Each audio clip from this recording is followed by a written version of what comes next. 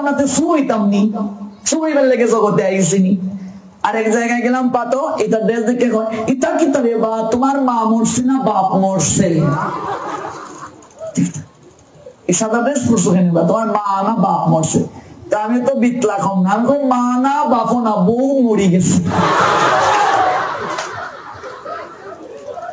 মা বাবা কেউ মরেনি, বউ মরে গেছে। চিন্তা করে দেখুন, নিজে তো করছেই না, কেউ ধর্ম পালন করছে তাকে কি করছে, সমালোচনা করছে। এরকম লোক আছে কি নেই? দেখলি সাধুকে দেখলি চুলকানি শুয়ে যাও, ওদেরকে পাগলা মলম লাগিয়ে দেবো, একটু ভাগবত পাঠে যায়। হ্যাঁ ভাগবত যা, তোরা আমাদের সময় হয়নি। কখন সময় হবে? সময়টা কখন? এই যৌবন শক্তি হারালে কি ডাকবে? তুমি ভগবানকে দাগ পড়ে গেলে রাম বলতে আম বলবে, উচ্চারণ ঠিক মতো হবে না।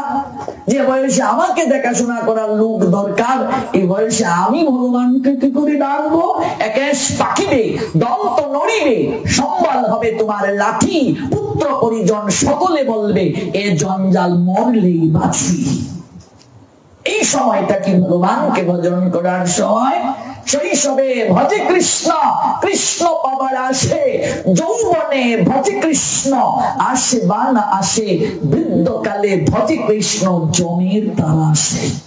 কখন জানি মরে যাব, একটু ভগবানকে ডাকি। কিন্তু এই সময় কোনো লাভ হবে?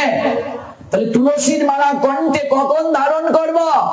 8 বছর বয়স হয়ে গেলেই কণ্ঠে তুলসীর মালাটা পরিধান করতে হবে।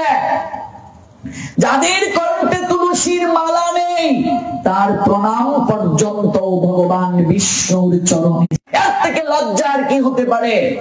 মুসলমানদের দিকে তাকাও, ওরা দাড়ি রাখতে লজ্জা করে না, মাথায় টুপি পরতে লজ্জা করে না, এটা তাদের সংস্কৃতি। ওরা যখন মসজিদের আজানের ধ্বনিটা শুনে, আমাদের বাংলাদেশে পিঁপড়ার মতো লাইন ধরে ধরে কি সুন্দর করে তারা যাচ্ছে, ইয়ে নামাজ পড়ছে, নির্ধারিত ড্রেস পরে গরমের মাঝে রাস্তায় রুমাল পেতে নামাজ পড়ছে তারা। অথচ আমি কণ্ঠে মালা দেবো লজ্জা পাই। কিরে এই বয়সে মালা দিয়ে ফেলছে। অনেকে বলছে আমি ব্যবসায়ী, আমি তো অনেক মিথ্যে কথা বলি, আমি কি মালা দিতে পারবো? অনেকে বলে আমার তো ভিক্ষা হয়নি, আমি মাছ মাংস খাই, আমি কি মালা দিতে পারবো? তো মিথ্যে কথা বলা তো এমনিতেই মহাপাপ না? আছে কোথাও লেখা মালা ধারণ করে মিথ্যে কথা বলা পাপ আর বাকি সময় পাপ না? মিথ্যে কথা বলাই পাপ। তাহলে মালা ধারণ করো, দেখবে ওই মালাই তোমাকে ধীরে ধীরে 100টা মিথ্যে বলতে একটা মিথ্যে কথা কমিয়ে দেবে। তারপর আরেকটা। এইভাবে দিন যাবে না, সময় যাবে না গো, হিসাব দিতে হবে। বয়স অর্ধেক হয়ে গেছে, পরবায়ু যা পেয়েছি অর্ধেক হয়ে গেছে। নির্ধারিত সময়ে নির্ধারিত যে ডিউটি, এটা আমাকে পালন করতে হবে। এটা না করলে হবে না। ভজন করার সময় কৌমার কাল, কৌমারেই শুরু করতে হয়। 8 বছর বয়সেই কণ্ঠে তুলসীর মালাটা ধারণ।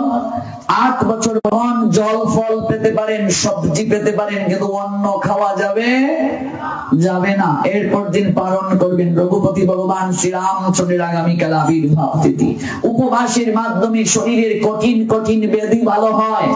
আমরা একদিন একাদশীর বৈজ্ঞানিক ব্যাখ্যাটা আলোচনা করব, শাস্ত্রীয় যে বিশেষ কারণ তার সঙ্গে সঙ্গে।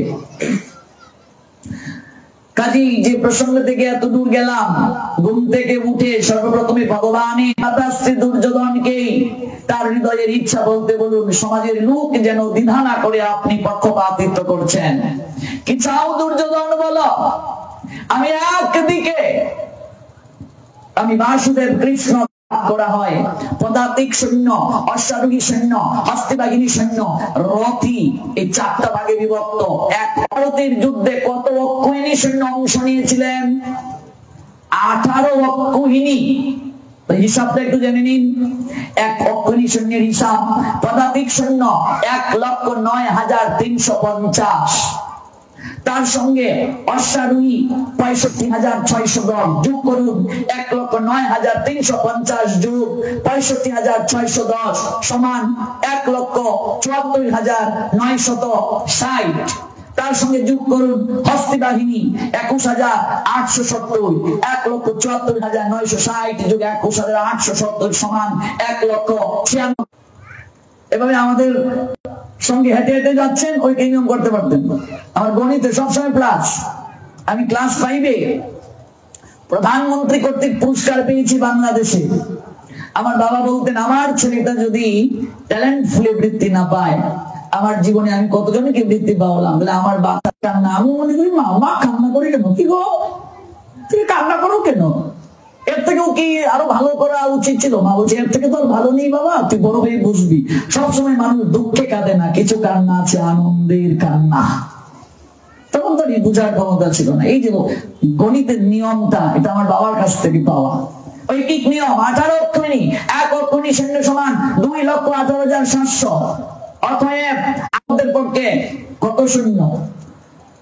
পাণ্ডবদের পক্ষে 7 অক্ষরী। ঐকিক নিয়ম করুন, 1 অক্ষরী শূন্য সমান 2,18,700। অতএব 7 অক্ষরী শূন্য সমান 2,18,700 গুণ 7 সমান 15,30,900। কৌরবদের পক্ষে 11 অক্ষরী সৈন্য, দুর্যোধনের পক্ষে। ভাবা যায়, কল্পনা করা যায়? আপনি ভাগবত বুঝতে গেলে মহাভারতের সঙ্গে রামায়ণের সঙ্গে আপনার একটা সম্পর্ক থাকতে হবে। আজকাল বাপ মারা সন্তানকে রামায়ণ পড়তে বলেন না, নিজেরাই পড়েন না। মহাভারতের গল্পটা একটু বলেন না। তারা মোটু পাতলু আর না, মস্তিষ্ক আমাদের।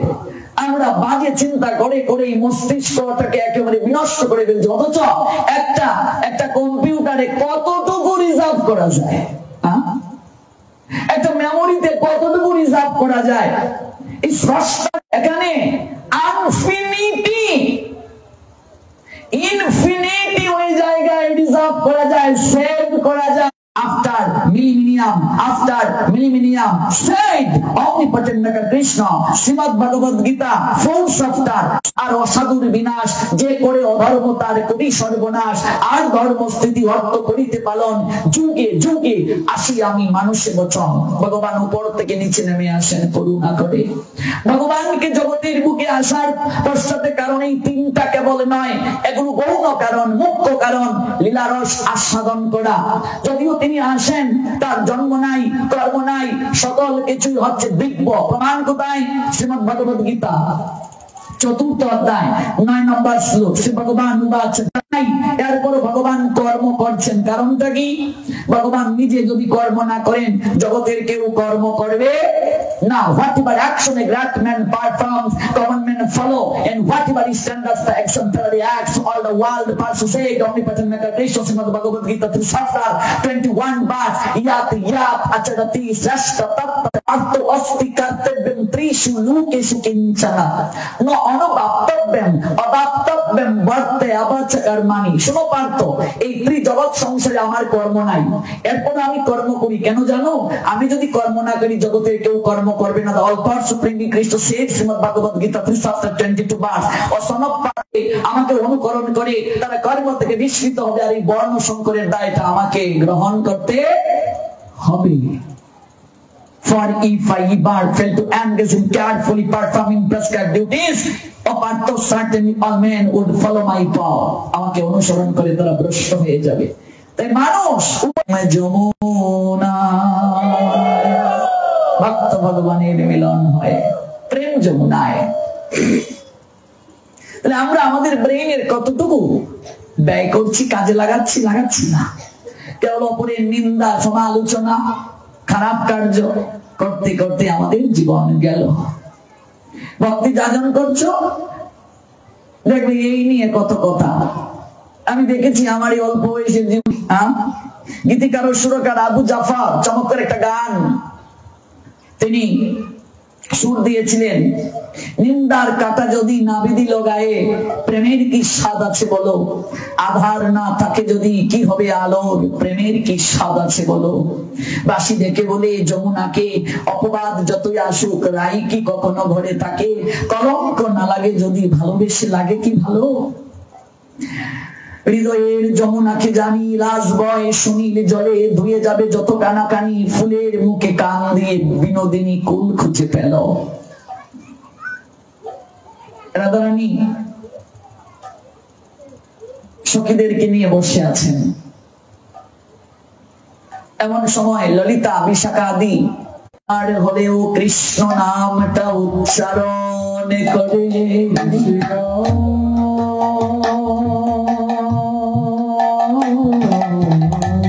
আর আমার প্রাণনাথ এতটা করুণাময়, কেউ যদি টিকা টিপ্পণী করে ছলে বলে কথা করেও কৃষ্ণ নাম নিয়েছে, সঙ্গে সঙ্গে তার মঙ্গল হয়ে গেল।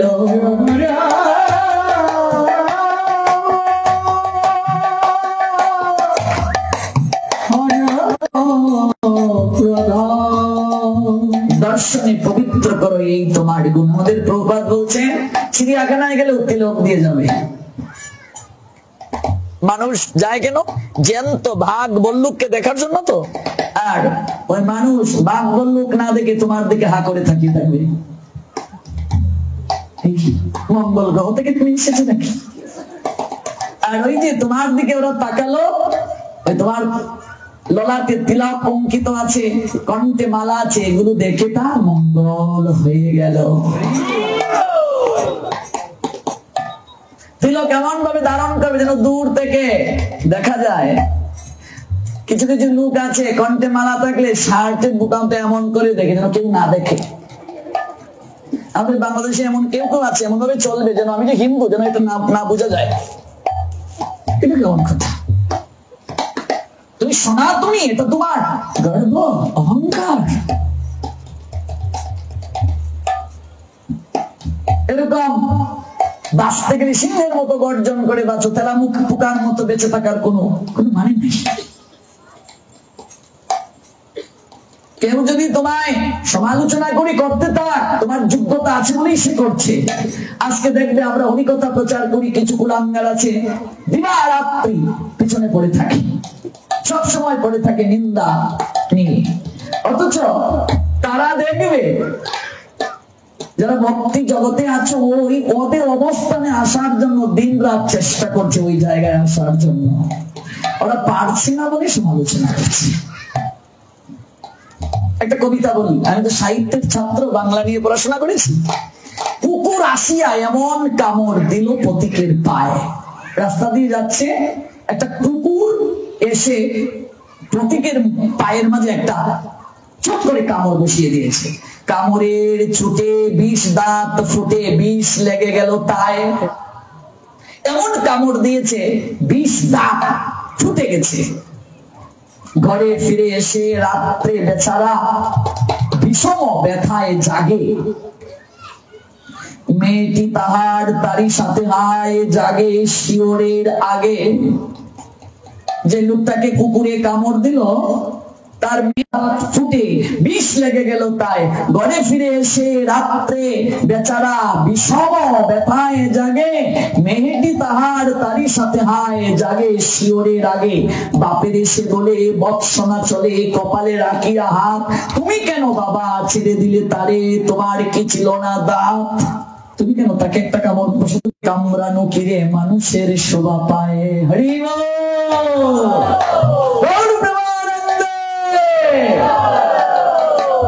কুকুরের কাজ কুকুর করেছে, কামড় সে করতেই থাকবে, করতেই থাকবে। তাই বলে আমাদের হাল ছাড়লে হবে না। এ জগতে কতজনই কত কথা কবে, শতজনের সে কথা কানে নিলে হবে। কতজনই লেগে আছে আমাদের পিছে, কেন দেব কান তাতে দুনিয়াটা হবে নিচে।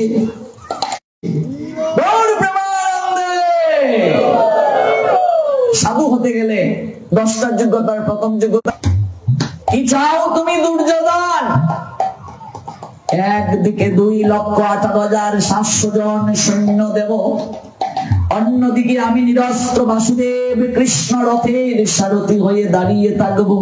তুমি কাকে নেবে আমায় বলো?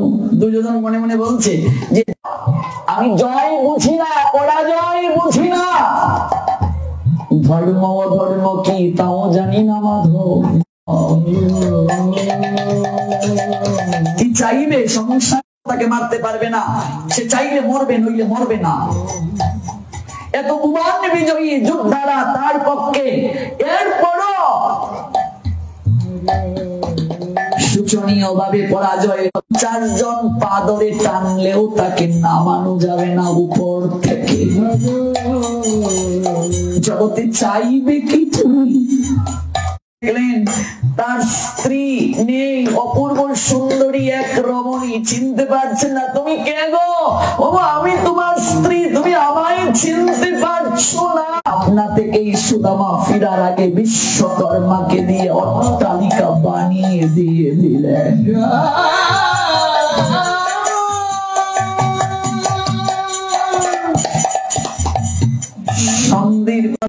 ভাইয়ের সংখ্যা বেশি, এই জমি দখল করা আমার বাহাতের ব্যাপার। তোমার গোষ্ঠী কি রাবণ থেকেও বড়? 1 লক্ষ পুত্র ছিল, 1.25 লক্ষ নাতি, মরতে মরতে কেউ রইল না বংশে জ্বালার বাঁচন।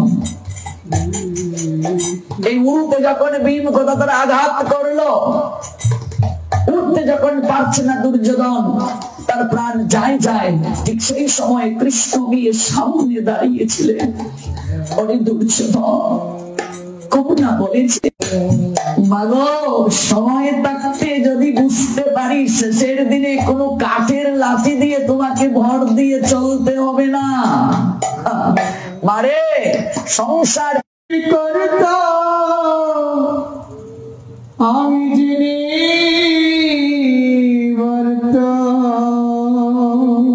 ডকুমেন্টস না থাকলে বর্ডার পার হতে দেয় না। এই পারে আসলে ওই পারে টাকা এপারে অচল হয়ে যায়, রুপি করতে হয়। আর কি করে ভাবলে নিজের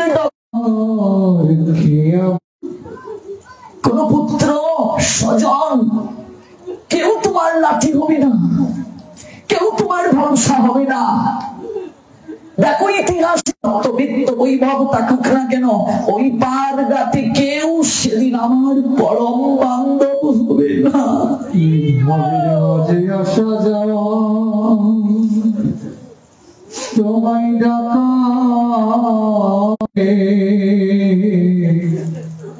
আমার সেদিন কবে?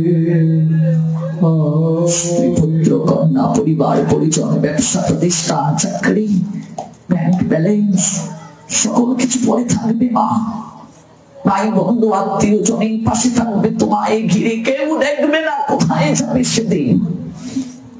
পায়ের সম্বল কি? আমার পায়ের সম্বল তোমার নামটি কেবল। পায়ের সম্বল কি?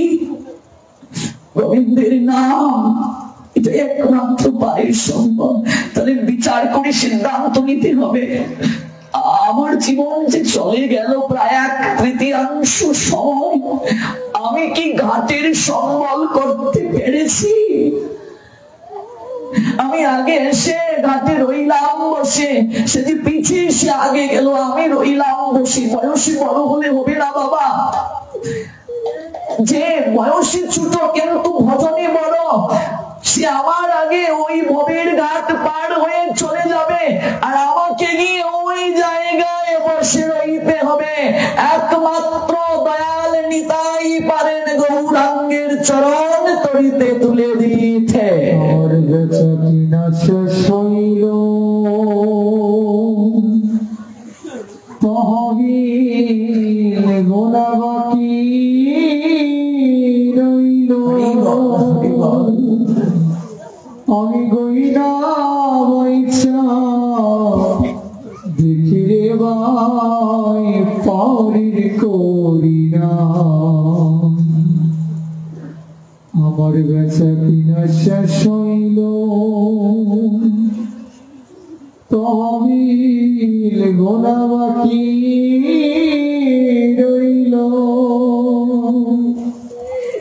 গইনা বইছা দেখি রে ভাই পাউরির করি না। তোমার নামটি কেমন আমার পরে সঙ্গ, তোমার নাম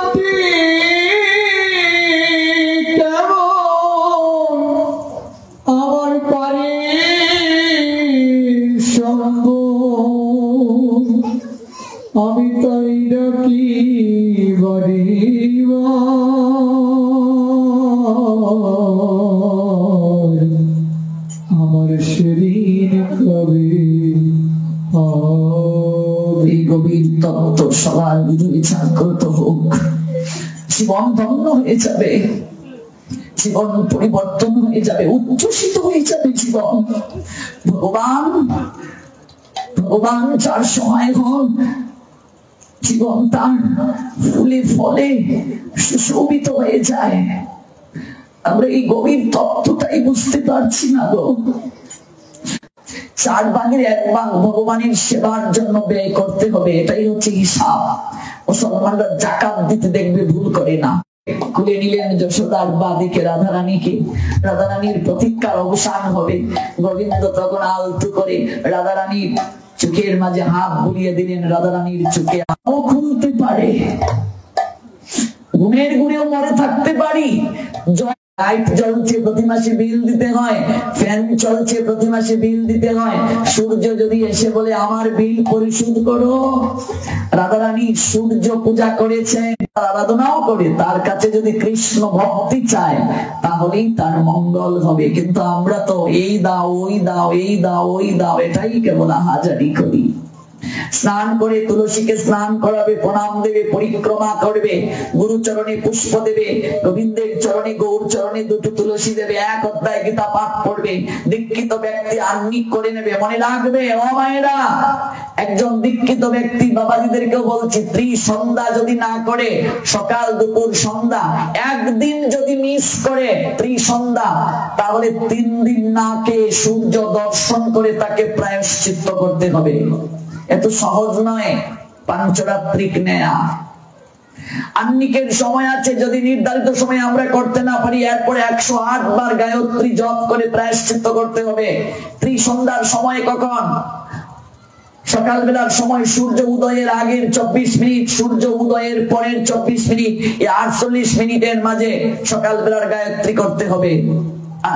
দীক্ষা মন্ত্রটা ধ্যান করতে হবে। দুপুর বেলা, দুপুর 12টা বাজার আগের 24 মিনিট, 12টা বাজার পরের 24 মিনিট, 48 মিনিটের মাঝে দুপুর বেলার প্রেয়ার করতে হবে, প্রার্থনা। সন্ধ্যা বেলার প্রার্থনা কখন? সূর্য অস্ত যাওয়ার আগের 24 মিনিট, সূর্য অস্ত যাওয়ার পরের 24 মিনিট, এই 48 মিনিটের মাঝে প্রার্থনা করতে হবে। যখন খুশি তখন করলে হবে না। ক্লাস শুরু হয় 9টায়, আমি যদি 10টায় যাই আমাকে স্কুলে ঢুকতে দেবে? পরীক্ষা শুরু হয়েছে 10টায়, আমি যখন খুশি তখন গেলে হবে না। একটা রুল আছে, সময় মুহূর্ত, এগুলোর একটা ব্যাপার আছে। দীক্ষিত ব্যক্তি দীক্ষা নেওয়ার পর যারা আহ্নিক করে না, প্রার্থনা করে না, 1 নাগারে 7 দিন যদি না করে, তাহলে তার দীক্ষা অসম্পূর্ণ হয়ে গেল, দীক্ষা নষ্ট হয়ে গেছে, বাদ হয়ে গেছে, বীজ পরিচর্যার অভাবে শুকিয়ে গেছে, আবার তাকে পুনরায় দীক্ষা নিতে হবে। আজকাল অনেক গুরু গোসাই আছে, এসে দীক্ষা দিয়ে চলে গেল, তারপর আর কোনো খবর নাই। পাত্র প্রস্তুত না করে, জমি হাল চাষ না করে, পরিচর্যা না করে, ব্যবসা বৃত্তির মতো যন্ত্র তন্ত্র সর্বমুখ যারা, তাদেরকেও দীক্ষা বীজ দিয়ে চলে যাচ্ছে, আর কোনো খবর নাই। শাস্তি পেতে হবে গুরু শিষ্য উভয়কে। লুবি গুরু কামি চেলা উভয়ে নরকে গেলা। শিষ্য করা মানে সন্তান গ্রহণ। সন্তান নেওয়ার পূর্বে মা বাবা যেমন ভাবেন, আমি যদি 3টা সন্তান নিয়ে আমার জমি আছে কিনা, থাকার জায়গা আছে কিনা, গুরুকেও ভাবতে হবে আমি যে সন্তান নেব মানুষ করতে পারবো কিনা, এত শিষ্য যে আমি গ্রহণ করছি। আর যদি আমি এটা বিচার না করি, সব শিষ্যের পাপ অপরাধ আমাকে বহন করে আমাকেই শাস্তি পেতে হবে। অধিক শিষ্যও করা উচিত নয়। এগুলোই ভাগবতের শিক্ষা। প্রণাম। সর্বপ্রথমে বলছিলাম চরণের দিকে দৃষ্টি, তারপর ধীরে ধীরে মস্তক পর্যন্ত গেলে, এরপর কি? এরপরে প্রণাম না, এরপর হাতটা তুলে আত্মসমর্পণ করতে হবে। হাত তোলার মানে কি? আত্মসমর্পণ করা, সারেন্ডার। কতটুকু হাত তুলবে? কেউ কেউ দেখবেন এতটুকু হাত তুলে, কেউ লজ্জা এতটুকু, আবার কেউ ভাবছে সমাজে একটা নিয়ম তো আছে, অমুক হাত তুলছে, আমি যদি না তুলি কেমন দেখায়, লজ্জার বিষয়, তাই সেও দেখা দেখি হাত তুলছে। আবার কেউ হাতেই তুলছে না। হরিদ্বনি প্রেমদনি দেওয়ার সময় হাত তুলতে হয়। এই হাত তোলার অর্থ আত্মসমর্পণ করা। হাত তুলতে হয় সম্পূর্ণভাবে, এমন ভাবে গৌর হরি দেখালেন। দ্রৌপদী এক হাত তুলে গোবিন্দকে ডেকেছিলেন, আরেক হাতে বস্ত্রকে সামলাচ্ছিলেন। ভগবান তাকে কৃপা করেন নাই। যখন দুহাত তুলে তিনি আত্মসমর্পণ করেছিলেন, তখনই তিনি বস্ত্র দান করতে শুরু করেছিলেন। কেউ যদি নিজের বলে কিছু রাখে আর ভগবানকে কিছু দেয়, ভগবান তাকে কৃপা করেন না। তাই হরিধ্বনি প্রেমধ্বনি দেওয়ার সময় হাত তুলতে হয়। দেখবে তোমার সন্তান একটা অপরাধ করলো, সে যদি সন্ধ্যাবেলা তোমার কাছে সে সারেন্ডার করে, ও মা আমি আর করব না, আমি এমন কাজ করব না যা তোমার কষ্ট হয়, তোমার মনটা গলে যাবে না? বাবা যদি রেগে থাকে, বলবো ও ছেলেটা ভুল বুঝতে পেরেছে, ক্ষমা করে দাও না। সারেন্ডার করলে কি হয়? শাস্তির পরিমাণ কমে যায়। মহা অপরাধীও যদি প্রশাসনের কাছে গিয়ে সারেন্ডার করে, তার শাস্তির পরিমাণটা কিছু কমে যায়। তাই আমরা মাত্র যতটি কথা দিয়েছিলাম, প্রভু গো তোমার প্রত্যেক কথা মানবো মানবো বলে নাম হয়েছে মানব আমাদের, কিন্তু এই জগতে এসে মায়ায় ভুলে কিছুই মানতে পারছি না। অন্তত 3 বেলা 2 হাত তুলে গোবিন্দের কাছে গিয়ে সারেন্ডার করে বলো, গোবিন্দ তোমাকে প্রদত্ত কোনো কথাই রাখতে পারলাম না, তুমি আমায় কৃপা করে ক্ষমা করে দাও। শ্রী গোবিন্দ হরি বল। এই হলো আত্মসমর্পণ। প্রণাম দেওয়ার আগে মন্দিরে দর্শনের পরে 2 হাত তুলবে, আত্মসমর্পণ করবে, তারপর প্রণাম। তাড়াহুড়া করবে না। এবার মায়েরা প্রণাম, বাবাজিরা প্রণামের মাঝেও নিয়ম আছে। তুমি গুরুদেবকে কিভাবে প্রণাম দেবে, বৈষ্ণবকে কিভাবে প্রণাম দেবে। মহাপুরুষদের মন্দির, যেমন রামকৃষ্ণ পরমহংসদেবের এই জন্মস্থান তোমাদের হুগলিতে, তার মন্দিরে গিয়েছো মিশনে, এবার তাকে কি করে প্রণাম দেবে? লোকনাথের মন্দিরে গিয়েছো, তাকে কি করে প্রণাম দেবে? আজকাল অনেকেই মহাপুরুষদেরকে ভগবান বানিয়ে ফেলছে, তাদের চরণে তুলসী দিয়ে দিচ্ছে। কাকে কিভাবে প্রণাম দিতে হয় জানে না। দেবতার মন্দিরে কি করে প্রণাম দেবে, তারও নিয়ম আছে গো। এবার বাবাজিরা প্রণাম দেবে, তারা প্রণাম দেবে কিভাবে? প্রণাম দেওয়ার সময় 8টা অঙ্গ তাদের লাগতে হবে। এই প্রণামকে অষ্টাঙ্গে প্রণাম বলে। কি কি আগম বাক্য বলছে আমাদের? দুর্বাং পদ্মাঞ্চ জানব্যমূর শাশির সাদৃশা মনসা বচসা চেতি প্রণাম অষ্টাঙ্গ ইরিতঃ। হস্তদয় 2 হাত, পদদয় 2 চরণ, জানুদয় বক্ষস্থল, মস্তক, চক্ষু, মন আর হচ্ছে বাক্য, এই 8কে একত্রীকরণ করে যে প্রণাম, সেটি হচ্ছে অষ্টাঙ্গে প্রণাম। এই যে দণ্ডবত, কাঠির মতো শুয়ে পড়া, চরণ 2 এক জায়গায়, হাত 2 এক জায়গায়, তার মধ্যে কি কি লাগবে? হস্তদয় 2 হাত, পদদয় চরণ লাগবে, জানুদয় লাগবে, বক্ষ লাগবে, মস্তক, চক্ষুটাও লাগতে হবে, আর মন আর বাক্য, এগুলোকে মিশিয়ে প্রণাম দেয়া। মাতাজিরা কখনো দণ্ডবোধ দেবে না, মায়েদের স্তন কখনো ধরণীতে লাগতে নেই, অপরাধ হয়ে যায়। মায়েরা প্রণাম দেবে পঞ্চাঙ্গে। এমনকি গুরু বৈষ্ণবের সঙ্গে দেখা হলেও মায়েরা দণ্ডবোধ বলবে না, শব্দটা দণ্ডবোধ হলেও তার মানসে প্রণাম দেওয়া হয়ে যাচ্ছে, এটা অপরাধ। মায়েরা বলবে কেবল প্রণাম। মায়েরা কি বলবে? প্রণাম। প্রণাম। তবে ধামের ক্ষেত্রে আলাদা, ধামে গিয়ে গোড়াগড়ি দিতে পারো, সেটা আলাদা বিষয়। কিন্তু মায়েরা পঞ্চাঙ্গে দেবে। পঞ্চাঙ্গ মানে 5টা অঙ্গ লাগতে হবে মায়েদের প্রণামের সময়। জানুদয়, বাহুদয়, মস্তক, বাক্য, মন, এই পঞ্চাঙ্গে প্রণাম দিতে হবে। আজকাল দেখা যায় অধিকাংশ, প্রায় আমি এই পশ্চিমবঙ্গে আসার পর দেখেছি, প্রায় 80% লোক যারা ভক্তিপথে আছে তারা ছাড়া প্রায় 80% লোক এক হাতে প্রণাম দেয়। এইভাবে প্রণাম দেয়, এইভাবে প্রণাম দেয়। এক হাতে যদি কেউ প্রণাম দেয়, বিষ্ণু স্মৃতি নামক গ্রন্থ কি বলছেন ভালো করে আজকে জেনে যাও। অন্তত এই অভ্যাসটা যদি পরিবর্তন করতে পারো, এই 7 দিন পাঠ আমি সার্থক বলে মনে করব। অন্তত এই অভ্যাসটা যদি ত্যাগ করতে পারবে, এটা সব জায়গায় সমস্যা। জন্ম প্রবৃত ইয়াত কিঞ্চিৎ পুমান বই ধর্মমাচরেত সর্বং তন্নিষ্ফলং ইয়াতি এক হস্ত অভিবাদনাৎ। বিষ্ণু স্মৃতি বলছেন, কেউ যদি অলসতার বশবর্তী হয়ে এক হাতে প্রণাম নিবেদন করে, সেই ব্যক্তির আজন্ম সঞ্চিত সকল পুণ্য নষ্ট হয়ে যাবে। কি হয়ে যাবে? আজন্ম সঞ্চিত পুণ্য নষ্ট হয়ে যাবে। সেই ব্যক্তি পরবর্তী জন্মে পঙ্গু হয়ে জন্মগ্রহণ করবে। রাস্তা দিয়ে যাচ্ছ, হরে কৃষ্ণ, জয় নিতাই, নমস্কার। আমি এক জায়গায় বাংলাদেশে পার্টি গিয়েছি, সম্পাদক এরকম পাঞ্জাবি পকেটে হাত দিয়ে বলছে, নমস্কার, কেমন আছেন? আমি বললাম, আপনার হাত নেই নাকি? না, নেই কেন, তো আছে। হাত আছে বলে তো মনে হচ্ছে না, হাত জোর করেন। বাপরে বাপ, পাঠক এত গরম, কত বেয়াদব, শিষ্টাচারের কত অভাব। রাস্তা দিয়ে যখন যাবে দেখবে এক মুসলিম আরেক মুসলিমকে সালাম দিচ্ছে, আরেকজন সালামের জবাব দিচ্ছে।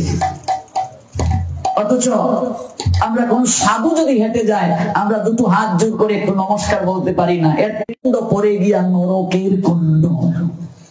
6 প্রকার বৈষ্ণব অপরাধের মাঝে এক প্রকার বৈষ্ণব অপরাধ, বৈষ্ণবকে দর্শন করলে, সাধুকে দর্শন করলে যে প্রণাম দেয় না। আপনাকে রাস্তায় মাটিতে পড়তে হবে না, অন্তত দুটো হাত জোর করে বলুন নমস্কার, কিংবা হরে কৃষ্ণ যাই বলেন, জয় নিতাই, জয় রাধে যাই বলেন, হাত জোর করা। নমস্কার শব্দের অর্থ কি? পরমাত্মার প্রতি আত্মসমর্পণ। আমরা এই দেহকে প্রণাম দেই না, মনে রাখবেন, আমরা দেহকে প্রণাম দেই না। এই দেহের ভিতর যিনি অবস্থান করে দেহকে পরিচালনা করছেন, সেই পরমাত্মার প্রতি আমরা সর্বদা প্রণাম নিবেদন করি। তাহলে রাস্তায় যদি একে অপরের সঙ্গে দেখা হয়, আমরা কি বলবো? নমস্কার, কিংবা হরে কৃষ্ণ, কিংবা জয় রাধে, কিংবা জয় নিতাই, যার যেভাবে সম্বোধন, কিংবা নমস্কারে হাত জোর করতে হবে। এক হাতে প্রণাম দেবে না। এখনকার অনেক বৌমারা শাশুড়িদেরকে এমন করে প্রণাম দেয়, ডিজিটাল প্রণাম এটাকে বলে। দেবতার মন্দির দিয়ে যাচ্ছে, এমন করে প্রণাম দিচ্ছে। দুর্গা পূজায় যাচ্ছে, এমন করে প্রণাম দিচ্ছে। এক হাতে যে প্রণাম দেবে, তার জন্মার্জিত সকল পুণ্য সঙ্গে সঙ্গে নষ্ট হয়ে যাবে।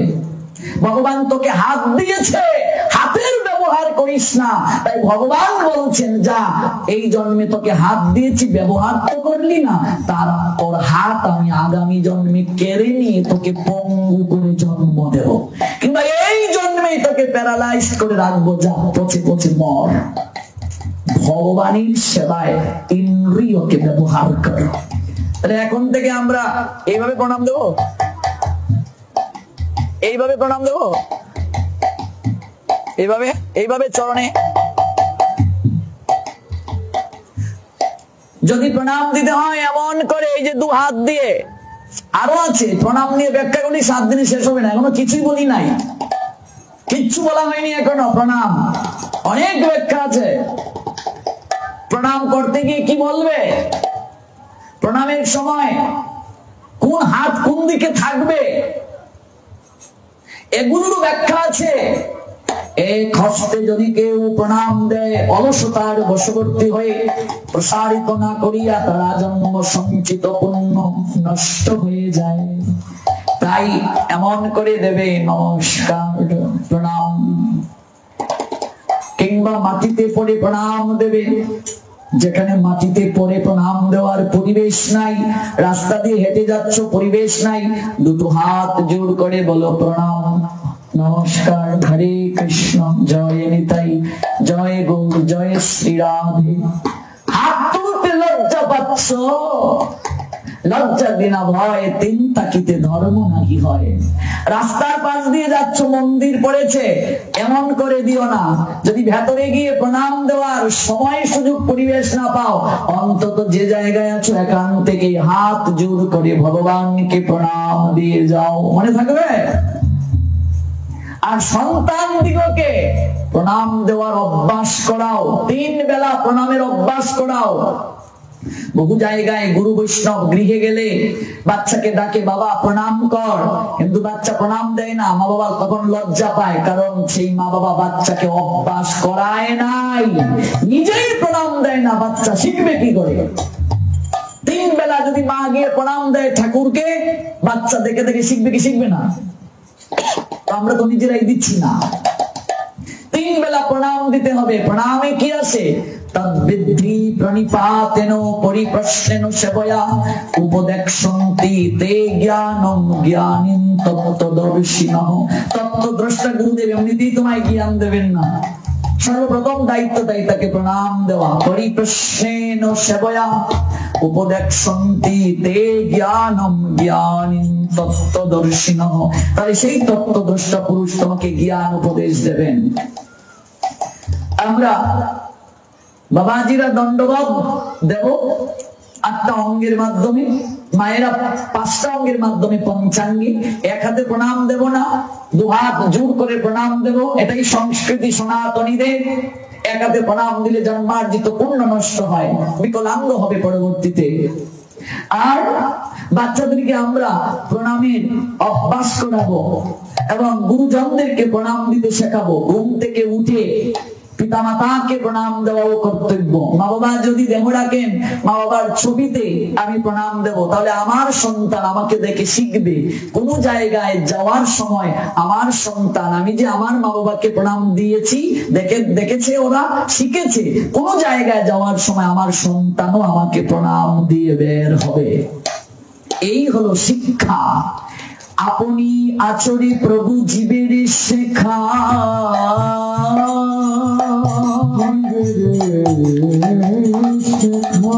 আপনি না আচরিলে জীবিকে শেখানো না